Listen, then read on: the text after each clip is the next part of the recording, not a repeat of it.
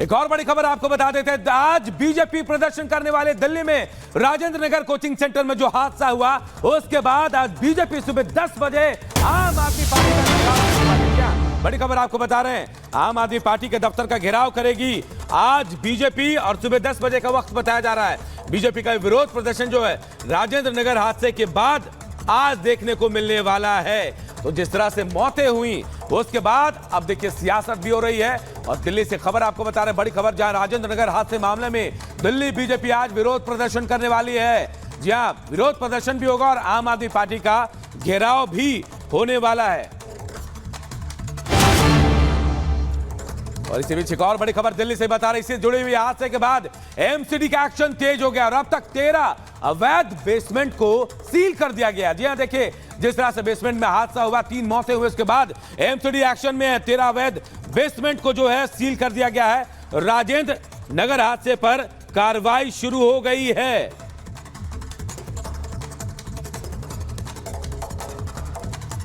तो हादसे के बाद एमसीडी एक्शन में है, लेकिन एमसीडी पर सवाल कई हैं, क्योंकि ना जाने इस तरह के कितने ही कोचिंग सेंटर अवैध तरीके से चल रहे हैं। बहरहाल इस पूरे मुद्दे पर सियासत भी तेज हो गई है। ये रिपोर्ट आप सबको दिखाते हैं।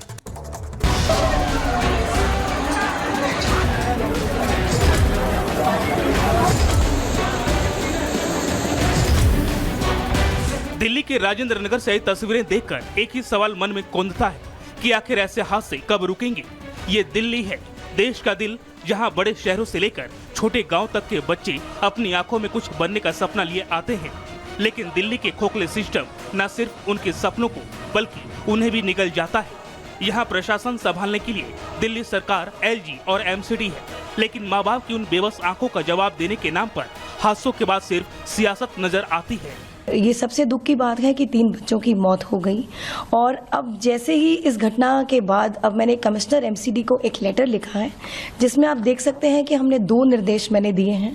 पहला, दिल्ली में जितने भी कोचिंग सेंटर्स हैं जो उन बिल्डिंग्स में चल रहा है जो एमसीडी के जुरिस्डिक्शन में आते हैं और बेसमेंट में बायलॉज के अगेंस्ट या नॉर्म्स के अगेंस्ट ऐसे कोचिंग सेंटर चल रहे हैं, उन पर सख्त से सख्त कार्रवाई हो, उन पर एक्शन लिया जाए।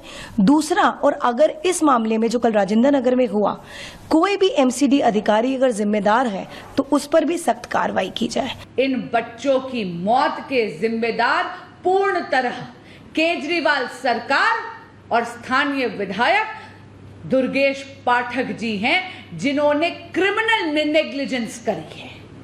हम ये डिमांड करते हैं कि नैतिकता के आधार पर माननीय मंत्री आतिशी जी को इस्तीफा देना चाहिए, माननीय विधायक दुर्गेश पाठक जी को इस्तीफा देना चाहिए। यानी इस घटना के बाद भी सियासत जारी है, एक दूसरे पर आरोप प्रत्यारोप चल रहा है। बीजेपी आम आदमी पार्टी पर हमला कर रही है, सवाल उठाने में कांग्रेस भी पीछे नहीं है, तो आपके नेता पलटवार कर रहे हैं।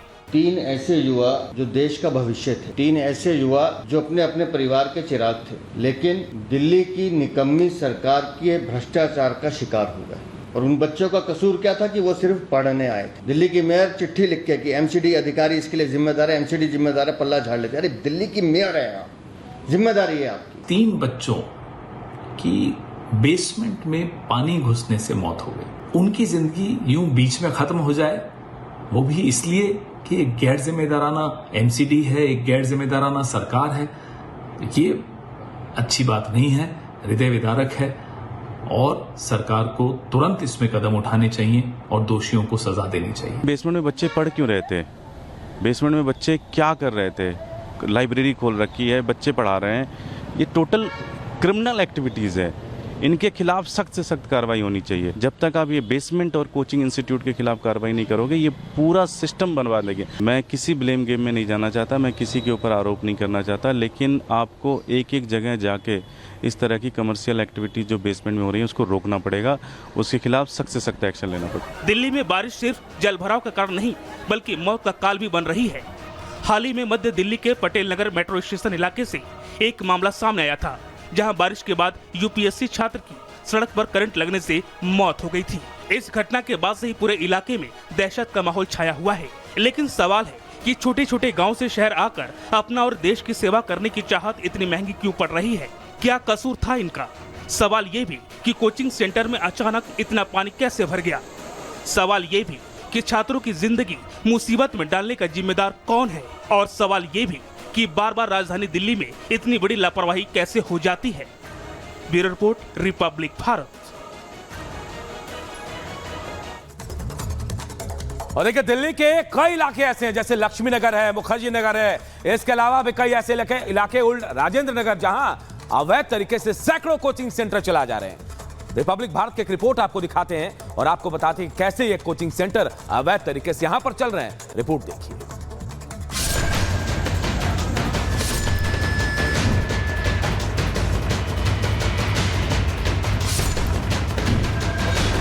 राजेंद्र नगर में हुए हादसे के बाद कार्रवाई के बड़े बड़े दावे किए जा रहे हैं। गिरफ्तारियों का सिलसिला शुरू हो चुका है, लेकिन अब एक ऐसी तस्वीर दिखाएंगे जिससे आपकी आंखें खुली की खुली रह जाएंगी। ये सिर्फ एक लाइब्रेरी नहीं है जो बेसमेंट में चल रही है। राजेंद्र नगर में लगभग हर दूसरी कोचिंग सेंटर में हालात ऐसे ही हैं। इन्हीं आरोपों की सच्चाई पता करने के लिए रिपब्लिक भारत की टीम राजेंद्र नगर के उसी इलाके में पहुंची जहां जानलेवा बेसमेंट में पानी भरने से 3 होनहार स्टूडेंट्स ने अपनी जान गंवा दी। उस इलाके की ग्राउंड रिपोर्ट दिखाएंगे, लेकिन पहले जिस कोचिंग सेंटर के बेसमेंट में हादसा हुआ वहां की तस्वीर देखिए। बेसमेंट में एंट्री एग्जिट के लिए एक ही गेट दिख रहा है और तो और सुरक्षा के इंतजाम ना के बराबर है। लाइब्रेरी के अंदर हम जाने की कोशिश करते हैं। आप देखेंगे संकरी ये रास्ता है और बेसमेंट के अंदर जब हम उतर रहे हैं तो आप ये तस्वीर इस लाइब्रेरी के अंदर की है और ये छोटे छोटे क्यूबिकल्स आप यहाँ पर देख लेंगे और यहीं पर आकर बच्चे जो है वो स्टडी करते हैं। प्रशासन और मकान मालिकों की मिली भगत से धड़ल्ले से चल रहे कोचिंग इंस्टीट्यूट को रोकने वाला कोई नहीं। संकरे रास्ते के बीच चल रहे इन सेंटरों में कुर्सी रखने तक की जगह नहीं है, लेकिन भेड़ बकरियों की तरह बच्चों को पढ़ाया जरूर जाता है। जब रिपब्लिक भारत की टीम ऐसे ही इंस्टीट्यूट में पहुंची तो देखिए कैसे वहां मौजूद लोग मुंह छिपाकर भाग खड़े हुए। कुछ बच्चे हैं, इनसे हम बात करने की कोशिश करेंगे। आप लोग बताएंगे, आप लोग पढ़ते हैं यहाँ पर? भाई साहब पढ़ते हैं यहाँ पर? आप भाग क्यों रहे हैं, आप बताइए ना। तो ये शायद कोऑर्डिनेटर होंगे या संचालक होंगे इस तरीके से जो अब भाग रहे हैं फोन पे हाथ लगाकर।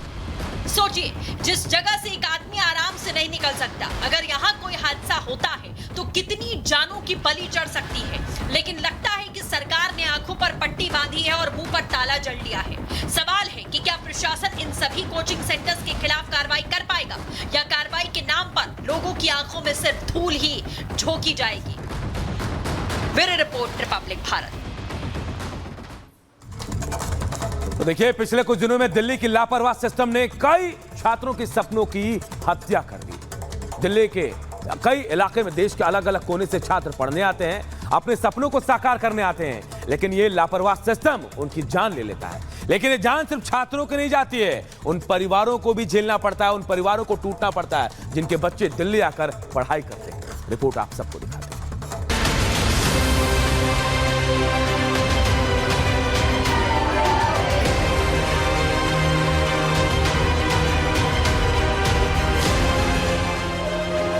बिलखते आवाज ये उन छात्रों के माँ बाप हैं जिनकी आंखों से आंसू थम नहीं रहे। ये वो माँ बाप हैं जिन्होंने अपने बच्चों के उज्जवल भविष्य का सपना देखा था, उन्हें दिल्ली भेजा था ताकि वो अपने सपनों को पूरा कर सके, उनका नाम रोशन कर सके।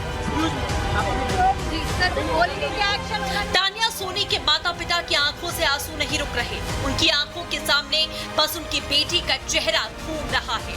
उनके लिए ये यकीन कर पाना मुश्किल हो चुका है कि जो बेटी कल तक हंस खेल कर उनसे बात कर रही थी वो अब इस दुनिया में नहीं है। 3 होनहार छात्र जो अपने सपनों की उड़ान को पूरा करने के लिए दिल्ली आए, एक IAS अधिकारी बनकर देश के सिस्टम का हिस्सा बन समाज की सेवा करना चाहते थे, लेकिन उन्हें क्या पता था कि देश का दिल कहा जाने वाले दिल्ली का सिस्टम इस कदर खोखला है कि इनके सपनों के साथ साथ इनके घर के चिराग को भी बुझा देगा। परिवार समझ नहीं पा रहा कि करे तो क्या करें। जिन्होंने अपने कलेजे के टुकड़े को खुद से दूर भेजा, जिन्हें अपने बच्चों पर गर्व करने का मौका मिलता, अब उनके घर का चिराग कभी नहीं जलेगा क्योंकि दिल्ली का सिस्टम उन्हें निगल चुका है। उसके निवास स्थान पर गया तो उन्होंने बताया कि यहाँ भी आई नहीं है। तो कोचिंग पे गए, कोचिंग पे पता चला कि कुछ बॉडी जो है हॉस्पिटल में गई है, RML में। तो वहाँ पता किए तो वहाँ इसका नाम था।